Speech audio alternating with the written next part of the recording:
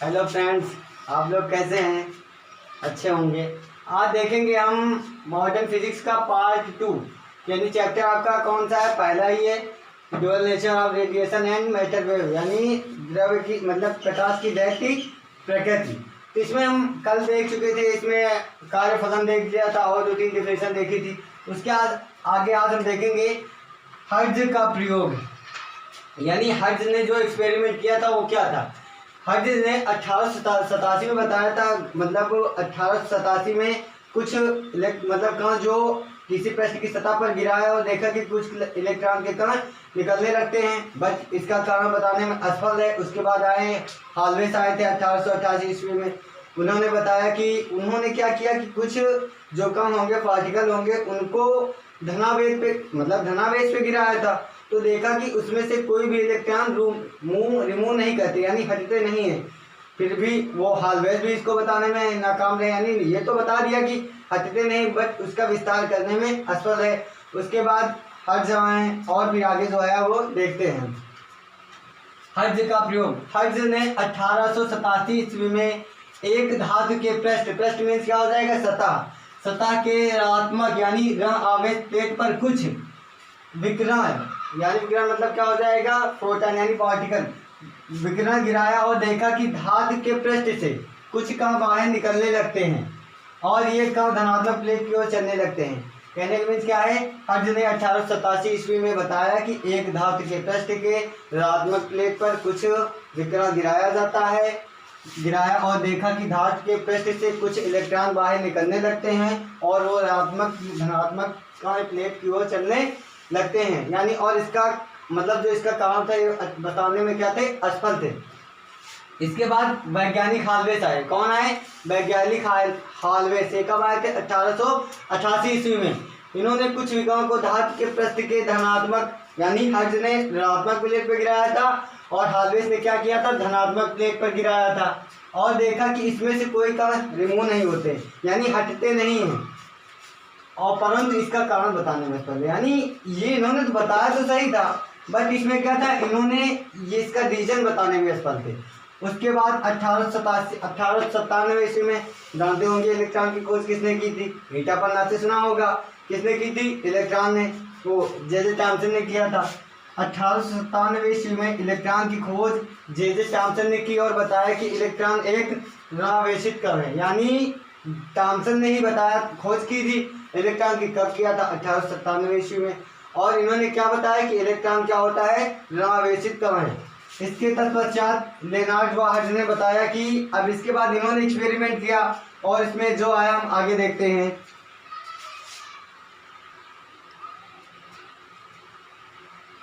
अब इसमें हम देखेंगे लेनार्ड व हर्ट्ज, यानी पीछे जो हमारा हो गया तो उसके बाद हमने बताया था लेनार्ड, यानी जब जे थॉमसन ने 1897 ईस्वी में इलेक्ट्रॉन की खोज की तो उसके बाद उसमें क्या लेनार्ड व हर्ट्ज ने उस पर कुछ प्रयोग किए। तो उसमें देखेंगे जो उन्होंने प्रयोग किया उसमें से क्या निकला था, जो भी निकला है हम देखेंगे।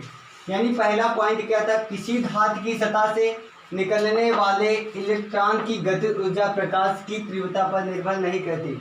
यानी लेनार्ड व हर्ट्ज जब मिलकर एक्सपेरिमेंट किया तो उन्होंने बताया कि जो भी धातु, यानी किसी धातु की सतह पर निकलने वाले जो इलेक्ट्रॉन होंगे, यानी जो उससे कम होंगे, वो गतिज ऊर्जा यानी प्रकाश की आवृत्ति पर, यानी जो गतिज ऊर्जा प्रकाश की तीव्रता पर निर्भर नहीं करेगी। यानी जो हमने E बराबर फार्मूला बताया था आपका, V0 बताया था, V0, यानी जब हमने ये फार्मूला बताया था तो उसमें बताया था कि यानी ये भी इसका रिलेशन तो था, बट उसमें क्या था? इलेक्ट्रॉन की गतिज ऊर्जा प्रकाश की तीव्रता पर निर्भर नहीं करती। और दूसरा क्या हो जाएगा? फोटो इलेक्ट्रॉन की गतिज ऊर्जा आपतित प्रकाश के आवृत्ति के समानुपाती होती, यानी समानुपाती का मतलब क्या हो जाएगा? अनुक्रमानुपाती। फोटो इलेक्ट्रॉन की गतिज ऊर्जा आपतित प्रकाश की आवृत्ति के समानुपाती होती है। अगला पॉइंट क्या है? लेनार्ड ने ऋणात्मक यानी ऋणावेश के प्लेट के सापेक्ष पॉजिटिव प्लेट को ऋण विभव दिया और देखा कि ऋण प्लेट से आने वाले इलेक्ट्रॉन धीरे धीरे रुकते जाते हैं। बात समझेंगे? यानी पीछे क्या था? जब धन आवेश दिए थे तो ऋण आवेश निकले थे, और जब धन आवेश पे उन्होंने पहले दिया था तो उससे कुछ इलेक्ट्रॉन निकलने लगते थे, उसके बाद अब ये जब दोनों लोगों ने मिलकर एक्सपेरिमेंट किया तो लेनार्ड ने जो ऋण आवेश यानी जो ऋण आवेशित प्लेट थी के सापेक्ष, यानी पहले क्या था ऋण आवेश पे दिया गया था, बट इस बार क्या है पॉजिटिव यानी धनात्मक प्लेट को, यानी जो धनात्मक प्लेट थी उसको क्या कुछ यानी धनात्मक प्लेट को इस बार क्या दिया गया था ऋण आवेश यानी ऋण विभव दिया गया और देखा गया कि जो ऋण जिस पर दिया गया यानी ऋण आवेश प्लेट पर जो धनावेशों को दिया गया था और ऋण आवेश प्लेट से आने वाली फोटो इलेक्ट्रॉन धीरे धीरे रुकने लगती, यानी जब बताया कि यानी जो माइनस था यानी जो ऋण आवेश यानी जो आपका प्लस यानी प्लेट थी धनात्मक प्लेट थी उस पर क्या दिया गया था इस बार जो उस पर विकिरण गिराई गई थी, क्या गई थी ऋण आवेश वाली यानी ऋण विभव गिराया गया था और देखा गया था कि उसमें जो इलेक्ट्रॉन निकल रहे थे वो क्या होते थे धीरे धीरे रुकने लगे थे। उसके बाद ये आगे आपका फॉर्मूला हो जाता है W बराबर क्या हो जाएगा EV0, ये V0 क्या है आगे हम बताएंगे। और उसके बाद ये फोटो इलेक्ट्रॉन यानी फोटो इलेक्ट्रॉन EV बराबर 0 हो जाएगा। अब उसके बाद kinetic energy half mv square होती है, फार्मूला सब लोगों ने पढ़ा है। तो वहीं से जब ये काइनेटिक एनर्जी का फार्मूला होता है तो के जो आपके W यानी W बराबर U काइनेटिक एनर्जी के बराबर होता है, तो ये इसकी बराबर ये लिखेंगे तो के E बराबर क्या हो जाएगा EV0 हो जाएगा। EV0 क्या है आपका देहली आवृत्ति है, क्या है ये भी नहीं है ये देहली आवृत्ति है, देहली आवृत्ति थ्रेशोल्ड फ्रीक्वेंसी, यानी अभी पीछे हम क्या पढ़ चुके थे कार्यफलन पढ़ चुके थे, अब आगे हम क्या पढ़ेंगे देहली आवृत्ति। धातु की सतह पर आपतित प्रकाश की वह न्यूनतम आवृत्ति जो धातु की सतह से प्रकाश इलेक्ट्रॉनों का उत्सर्जन करा सके उसे ही देहली आवृत्ति कहते हैं। यानी बताया कि धातु की सतह पर आपतित प्रकाश की कुछ धातु की सतह पर आपतित प्रकाश की वह न्यूनतम तरंग आवृत्ति यानी जो उसके पृष्ठ सतह था उस पर कुछ यानी थोड़ी मात्रा में यानी न्यूनतम आवृत्ति जो धातु की सतह से प्रकाश इलेक्ट्रॉनों का उत्सर्जन करा सके उन्हें हम क्या कहेंगे देहली आवृत्ति कहेंगे। यानी न्यूनतम वह छोटी यानी वह कम से कम आवृत्ति जो धातु की सतह से प्रकाश इलेक्ट्रॉनों का उत्सर्जन करा सके उसे हम क्या कहेंगे देहली आवृत्ति। अब इसका दूसरा नाम क्या होता है, इसे दूसरा नाम जो इसका होता है क्या होता है संस्तब्ध आवृत्ति यानी कट ऑफ फ्रीक्वेंसी बोलते हैं। क्या बोलते हैं कट ऑफ फ्रीक्वेंसी। आपके क्वेश्चन एग्जाम में ऐसा क्वेश्चन पूछा जाता है कि वह न्यूनतम क्या चीज होगा जिससे वह न्यूनतम तरंग दैर्घ्य होगी या फिर आवृत्ति होगी जो प्रकाश का उत्सर्जन करा सके, तो क्या ऑप्शन हम लगाएंगे आवृत्ति, यानी न्यूनतम आवृत्ति जब होगी तभी प्रकाश उत्सर्जन होगा।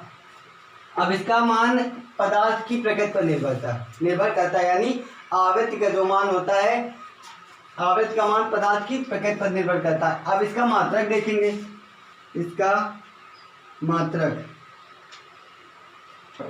मात्रक क्या हो जाएगा हर्ट्ज हो जाएगा और दूसरा मात्रक क्या हो जाएगा इसका प्रति सेकंड हो जाएगा। क्या हो जाएगा प्रति सेकंड। अब ये इतना इसका मात्रक हो गया। अब इसे देहली आवृत्ति को हम दर्शाते किससे हैं, इसे V0 यानी n, वहां पे हम वेव में n बोलते हैं बट यहाँ पे क्या बोलेंगे V0 बोलते हैं।